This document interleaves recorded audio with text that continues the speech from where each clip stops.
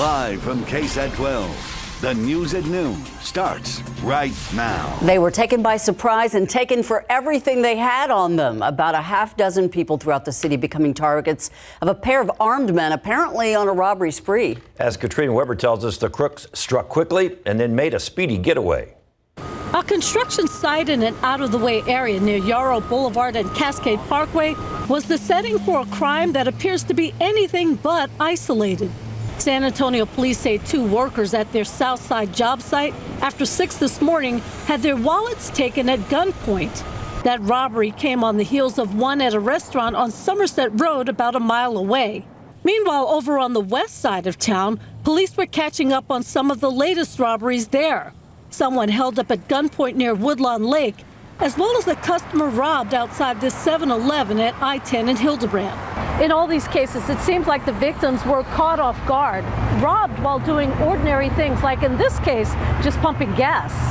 In all, there were at least 6 robberies early this morning, and officers working the cases say it looks like they're all connected. Each time the robbers were described as 2 men who took off in a white Hyundai. Police set up searches after every crime and sometimes even brought in a helicopter, but they did not find them. Katrina Weber, KSAT12 News. Outside with live cam, I think we got to the point where we're just trying to hold on. Just Can we make it through the week? Just barely there. Just keep checking the calendar, right? Yeah. Like, when is it going to be? October. Maybe that'll bring us some relief. It has been a rough stretch. There's no doubt about it. Yesterday's numbers were very, very hot. We got up to 105. But I think here's the interesting stat to take away from this. It was another record day, by the way, but it's the 16th record high this year. Last year, we set a ton of record highs as well. And today, we're going to be right back into record territory. In fact, the rest of this week, we will be. 104 is what we're forecasting today. The feels like number probably as high as 105, although it dries out in the afternoon, so it's more of a dry heat, but still very, very hot all across South Texas. And as we look outside right now, not a cloud in the sky, 92. Heat index is up to 98. It already feels like 103 in New Braunfels. Saginaw heat index is right there at 100. Kerrville, currently 90, feels like 95. We have possibly some higher temperatures in store. And not only that, the fire danger is increasing day by day. We're going to talk more about that and what the threat looks like here locally coming up in just a few minutes. Guys. Thank you, Justin. San Antonio police had a busy night. This noon, they are still investigating several overnight shootings. First, a man found wounded in an East Side apartment has now died, and officers are investigating whether a second shooting may be connected to that one. Police responding to that shooting on the East Side at an apartment just after 1 o'clock in the morning. It was on Upland Road near East Houston. At the scene, police found a man who had been shot in the chest. He went to a hospital but died. The shooter apparently got away in a car. Then about 15 minutes later, police called to Calabria Road near Northwest 18th Street. And that's where they say a man had flagged down an ambulance and told paramedics that he'd been shot. He was taken to a hospital for treatment of a gunshot wound to his wrist. Police say he told them he had been shot across town at an apartment somewhere on the east side. Officers say the man was wearing clothing that matched the description of a person whom they were told was involved in the shooting on Upland. San Antonio police say that a driver was chased by a gunman overnight from Roosevelt Street to Southeast Military Drive. Police say the man was driving down Roosevelt around midnight when someone in another vehicle pulled up next to him and just started shooting. SAPD says the man's car was hit by bullets and he was shot in the lower back. Somehow that driver managed to pull into a local parking lot and call for help. He was taken to the hospital. So far, though, no word on any arrests. And San Antonio police have arrested the cousin of the Uvalde mass shooter. 17-year-old Nathan Cruz is in the Bexar County Jail accused of making terroristic threat to a public and a family member. According to the police report, Nathan Cruz allegedly threatened to shoot up an area school. The report also says family members overheard Cruz on the phone trying to get an AR-15 style rifle as recently as yesterday morning. 19-year-old O.L. Wallace will now find out whether he'll spend the rest of his life in prison. His sentencing for a 2022 murder starting today. Wallace shot and killed 61-year-old Johnny Mobley at a Martin Luther Day King celebration last year. Wallace testified that he had opened fire in self-defense because someone had attacked him. But witnesses said he actually acted first. He He faces up to 99 years in prison. Congressman Joaquin Castro getting together with a couple of organizations in Eagle Pass today as Democrats continue to question Governor Greg Abbott's Operation Lone Star at the border. The San Antonio lawmaker will be joined by several members of the Congressional Hispanic Caucus and the Texas Democratic delegation. Castro's visit comes after several incidents were reported along the Rio Grande, including 2 bodies found in the Rio Grande last week. Castro is set to hold a press conference this afternoon. We have crews there and we'll bring you the latest on KSAT12 News at 5 and 6. The life of music teacher Bel Ortiz, celebrating in a way that is fitting this musical icon. About 300 mariachi musicians and singers are scheduled to play at her burial tomorrow. Ortiz died last month at the age of 90. She was a trailblazer in mariachi music education at Lanier High School in the ISD. A public viewing now scheduled for today at 5 o'clock at Grace Point Church in the 9600 block of Huebner Road. A celebration of life begins at 6:30 and her burial is scheduled for tomorrow. We have all the details on all of this on KSAT.com. A new exhibit at a local gallery showcasing photographic art that tells stories starting in South America and then brings them home to San Antonio. Tiffany Huerta shows us these powerful images and the ways that they will connect with the audience. It was an issue that affected all of us. This section of the newest exhibition at Centro de Artes in downtown focuses on the COVID-19 pandemic. This is the section the audience will connect. Guillermina Zavala is the curator of the exhibit, From Essay to Essay, From South America to San Antonio. It's a project she has been working on for years. A Pan-American exhibition of documentary photography. Here, the audience can immerse themselves in the stories, the places, and the people. On this side, you will find the work of Francisco Cortez, who is a photographer from San Antonio, Texas. He explored also images from the west side.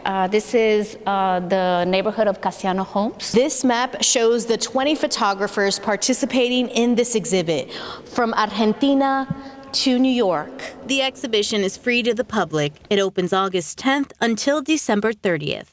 Tiffany Huertas, KSAT 12 News. Hey, still coming up, the Cowboys need a kicker. One guy in camp does have football experience, just not football experience. The nasty summer weather season continuing. It's causing a mess on the ground and up in the air. How the latest round of severe weather caused flight cancellations as well as damage on the ground.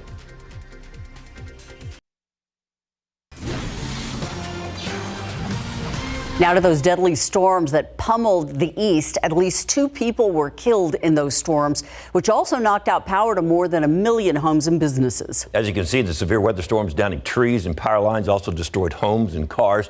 And as ABC's Faith Abube tells us, the nasty weather even led airlines to cancel or delay thousands of U.S. flights.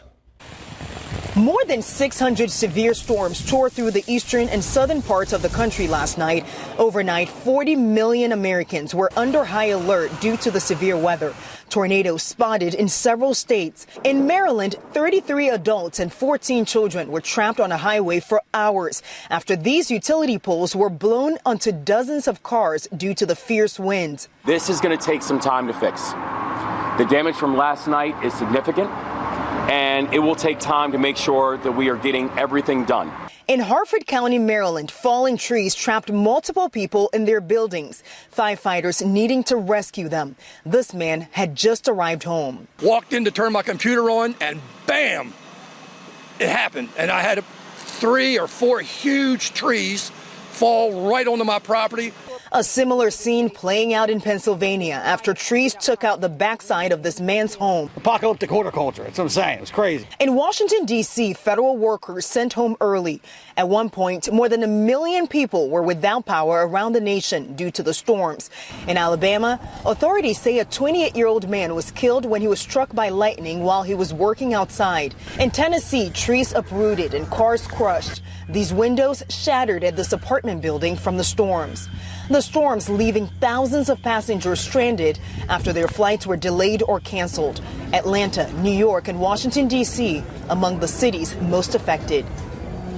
And as the cleanup continues in hard-hit areas like here in Maryland, forecasters are warning of another round of severe thunderstorms and flash flooding in the New England area.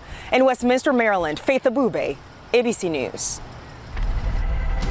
Taking a look outside with live cam, 92 degrees, right on schedule. We are waiting on perhaps another record today. It's nothing to celebrate, though. No, it's definitely a possibility, though, unfortunately, the way things are going. You saw the report there. So many severe weather reports yesterday, over 600 along the East Coast. All the active weather out there, nothing here. The aquifer holding steady, but not at a good number, 627.3.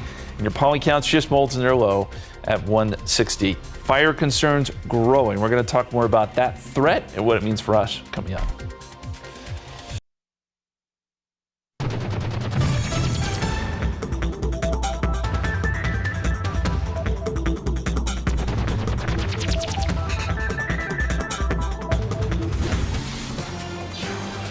So kids are going back to school this week and next week. So that means they're going to be eating lunch in the cafeteria. And our friends at SA Live want to know, what was your favorite school lunch from the cafeteria?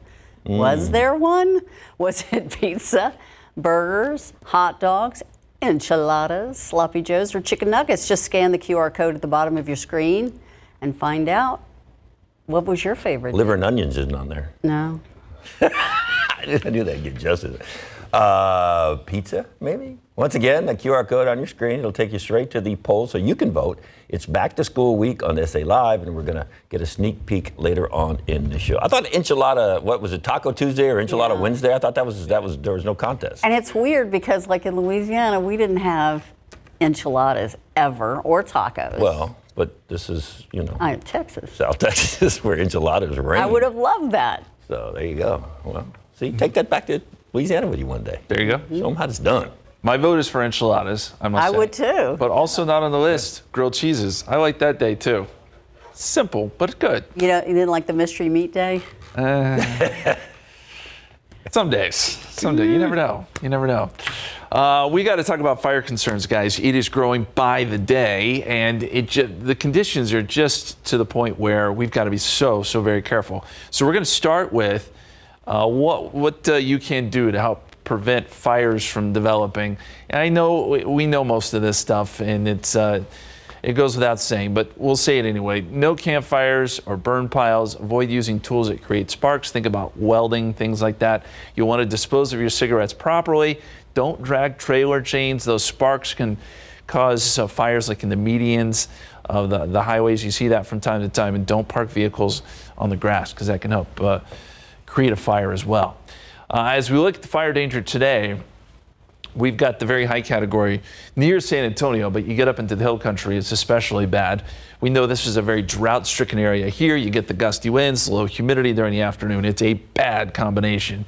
But really anywhere in the area, there is a risk for wildfires, grass fires today. And we look at the wind gust forecast. The winds aren't terribly strong, but they're strong enough, between 10 and 15 miles per hour. Then as you get into tonight, they pick up. You see gusts close to 25, maybe 30 miles per hour. If you're curious about that, you may have just got a push alert to your phone. Meteorologist Sarah Spivey just wrote a great article about why the winds pick up during the nighttime hours. Pretty interesting stuff. You can check that out on our website as well. As we look across the state right now, still nothing going on. Big surprise, right? We still got high pressure and control. There is a front. This is the front we showed you yesterday up across parts of Arkansas and extreme northeast Texas. Rain and showers and storms along the front, but they're moving away from us. And this front, again, is not going to make it down here. It just kind of sits across the southeastern portion of the United States for right now. South of it, still very warm, if not record-setting with the heat. And we have excessive heat warnings in effect again today for Dallas, Waco, Austin, San Antonio, down to Corpus Christi, Houston, over to Abilene. A lot of real estate here dealing with this just incredible heat. 105 in Wichita Falls today, 104 Dallas, 105 Austin, 102 in Houston, 104 in San Antonio, you name it. Everyone's probably 102, 103 or above as we get into the afternoon. Right now we're 92, so we're on pace, about where we were yesterday at this time, to be right back where we were around 4 or 5 yesterday. where we hit 105. 94 Stinson, 93 Kelly, 92 at Randolph right now. Southerly winds 5 to 15 miles per hour, and there's not a cloud in the sky. We did have some morning clouds that stuck around for a little bit, but they have since gone away. So we've got clear skies for everybody, and temperatures are making their way up into the mid-90s at Carrizo Springs, 96 in Kennedy, 96 Victoria, 95 right now in New Braunfels, and around Bexar County, low to mid-90s, where we would expect. Dew points. Now, these numbers are having a hard time coming down. Yesterday at this time, we were already in the 60s with dew points. We're still hanging in the 70s right now, and that's pretty muggy air. But I do think these numbers do come down a little bit later today into the low 60s. And so as the air dries out, that's when you start to have that fire concern start to jump up. Forecast temperatures today, 104 here. We'll go 104 in Devine, Uvalde 103, Lakey 100, 103 Gonzales, 101 in Cuero. And no surprise also that it's another CPS Energy yellow day. Just, I think we'll probably see these here over the next at least 5-6 days, just the way things are looking. But if you want more information, you can take a picture of that QR code and it'll take you to our website with more information there. Extended forecast, 105 tomorrow, 106 Thursday, 106 Friday, probably our hottest days, but still around 105 on Saturday, and honestly still really hot going into next week. There's not much more to say other than we're just going to have to get through this, and we will. We will. Okay. Yeah. Thanks. Yeah. Texans lose a lineman, and their quarterback's going to get a lot of playing time in the preseason. And high school volleyball has already started. Highlights coming up. Football coverage brought to you by Davis Law Firm. It is a position not talked about a lot unless the guy's really bad. We're talking about the kicker. So far, the Cowboys aren't having much luck with a really good one. Brandon Aubrey getting a big chance to show off since he's the only kicker in camp on the roster now. That's because they released Tristan Vizcaino yesterday. Saturday, Aubrey made 1 of 3 field goal attempts, while Vizcaino came up empty, missing all 3 of his attempts. Aubrey's a former soccer player who recently kicked in the United States Football League and is on his first NFL team. The 28-year-old has played in Major League Soccer and in the United Soccer League. Now he's aiming to split the uprights more often than not as he tries to win that job. Yeah, just going out there, taking it day by day, taking it kick by kick actually, and just making sure I'm putting them through the uprights. Yeah, every rep is awesome for me. Being a rookie, it's good to get these game-like reps under my belt, just so I'm more prepared for when the game does eventually come. So the rookie will get his first taste of game action coming up Saturday afternoon at 4 o'clock. The Cowboys will host the Jaguars in their preseason opener at AT&T Stadium in Arlington. In the meantime, Houston Texans right tackle number 71 Titus Howard underwent surgery yesterday to repair a broken hand. He suffered that during training camp. ESPN reporting that Howard is expected to miss 4 to 6 weeks. He signed a 3-year, $56 million extension and is one of the Texans' bookend tackles along with Laramie Tunsil. However, Howard has a chance to return before the Texans season opener. That's good news on September 10th. And Texas rookie quarterback C.J. Stroud is getting ready for his first taste of NFL action this week. Head coach D'Amico Ryans told the NFL Network that Stroud will start. Number 7 has been taking all the first-team reps as of late. 12-year vet Case Keenum is back with the Texans to help mentor both Stroud and Davis Mills. Keenum always trying to embark on them some new information along with a few cookie snacks. I slide a lot of things in. I slid some of my mother-in-law's chocolate chip cookies on them the other day in the quarterback room. Those went pretty fast. They're pretty good. I'll put those up against anybody's. But it's a lot of little things. I think watching film every day, you can learn something from any practice, any film. You can watch something, from watching a old game, old clips of plays or anything like that. So you can learn a lot. Chocolate chip cookies, a sweet way to make friends and get their attention. Maybe they'll pay more attention to him this year. Texas will open up preseason play Thursday at 6 at the Patriots. Cleveland Browns have signed defensive end Charles Wiley from UTSA. He was originally signed by the Ravens as an undrafted free agent last season. Spent some time between the Ravens and the Giants practice squads in 2022. The regular season underway at high school varsity volleyball. Harlan and Clark faced off last night at Northside Sports Gym. First set, Amy Mann comes up with a block for Harlan. and the Hawks are up 13-11. They took the first set 25-21. Final set, Hawks close it out when man hits one that's just too hot to handle. Here it comes. Ouch. Look at that. So they get the win with a sweep in the third set, 25-21. Up next, Harlan's going to host Churchill. That'll be Wednesday at noon. Staying in Northside Gym, the Brandeis Broncos and the O'Connor Panthers. First set, Broncos with the serve. Here it comes. Panthers outside hitter. Kendall McKee comes up with the kill. Bam. Broncos are up 3-2. Later in the first set, Broncos on the attack when senior Sophia Kuhn comes up with a kill shot. Ouch. And Brandeis wins. Tough five-setter, though. 25-21, 22-25, 18-25, 26-24, and 15-11. They look like they're in midseason form. Bam. Well, they're feeling good. They're in the air conditioning. Yeah, well, that's true, too. Not like the football players. Yeah. Ouch. Okay, coming up next, as summer temperatures stay in the triple digits in several states around the country, including here in Texas, researchers look into robots to help us beat the heat. How some high-tech experiments are teaching them more about dangerous high temperatures. And a scam continues to target victims using the popular app Zelle. Well, one of the latest victims is out several $1,000s. How she says crooks tricked her into handing over the cash. A chaotic brawl on the riverfront in Montgomery, Alabama, now being investigated, and social media video may be providing a lot of the answers to the cops.